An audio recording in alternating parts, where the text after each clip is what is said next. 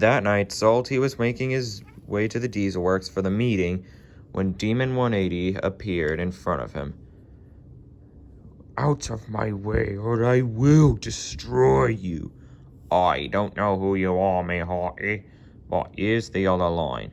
You will pay for your sins." Demon 180 shot forth, pushing Salty off the tracks. My revenge shall be completed." Geez, it must be the ghost of that West Rail Diesel that Diesel 10 mentioned. "I'll go and get help. Just stay there." Salty's driver went to the station because his phone died when he was taking a break. When he returned to Salty, he had bad news. "Bad news, Salty. Demon 180 has derailed several pieces of rolling stock, so it'll be impossible to get a crane down here. We have to get to the Diesel Works immediately." "But how? I'm derailed." "Don't worry. Toby's driver taught me something that he pulled off years ago, so we'll try it." And soon enough, Salty's driver maneuvered Salty back onto the rails, and Salty headed off for the Diesel Works. Elsewhere, Diesel was making his way to the Diesel Works for the meeting when Demon 180 appeared.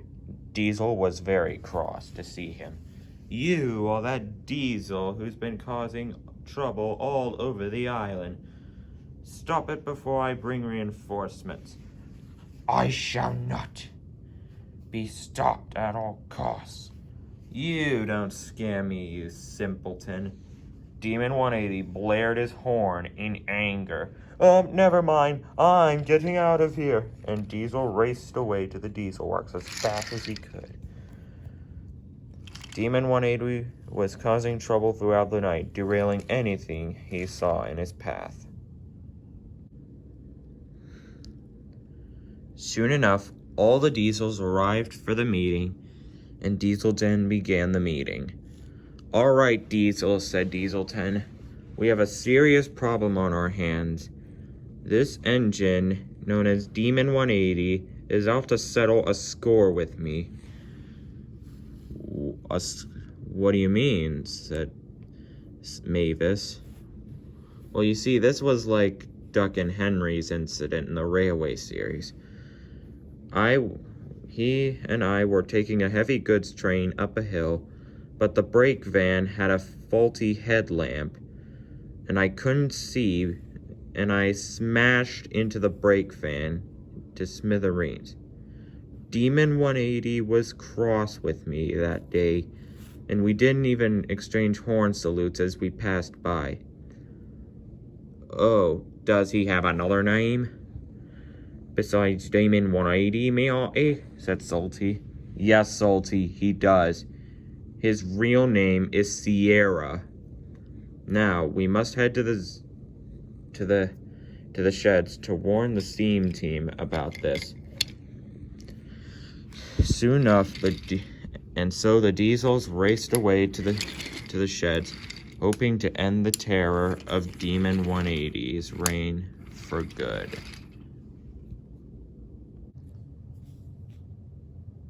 Soon enough, the Diesels had arrived at Tidmouth Sheds and were telling Sir Topham Hatt their plan. They were going to derail Demon 180 if he didn't back down. "Well, do whatever you must." "Okay, sir. And by the way, can some of the steamies help us?" "Of course." "Thank you, sir." And so, the plan was set into motion. The engines divided into two teams to block the lines so Demon 180 wouldn't escape. James, Diesel, Mavis, Gordon, Eddie, and Salty were on one team,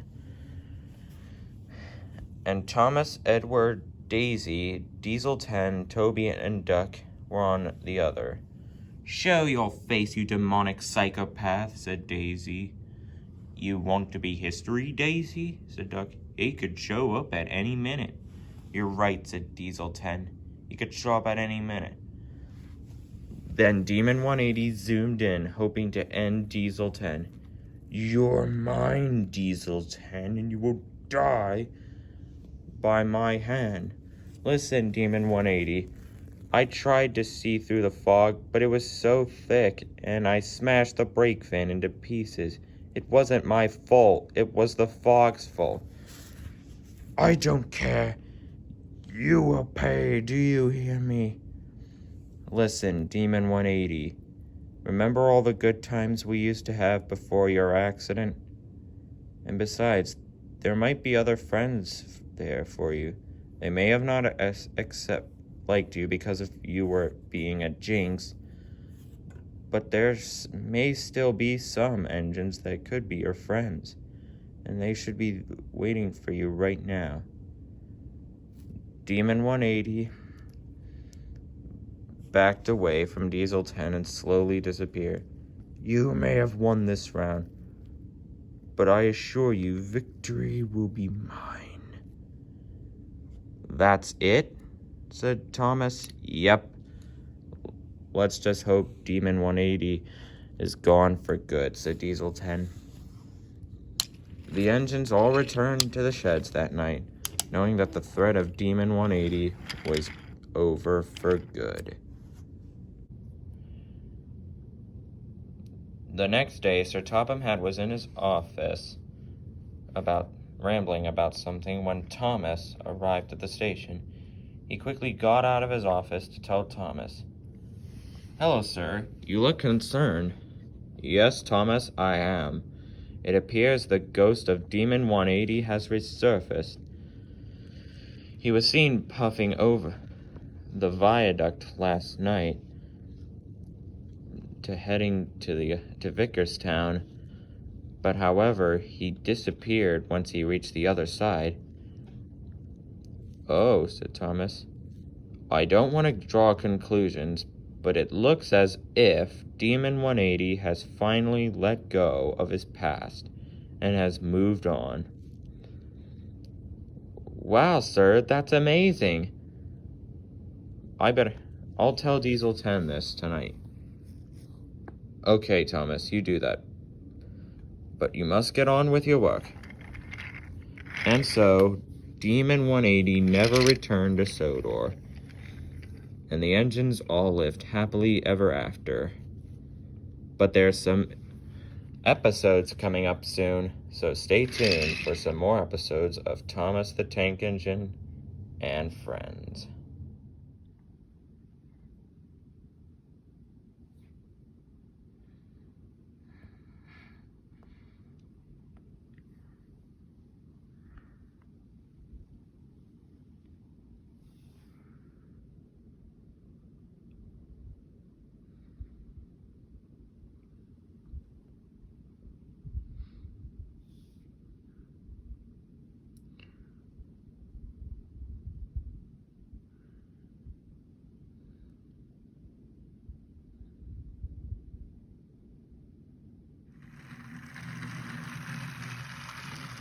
A William Reese production.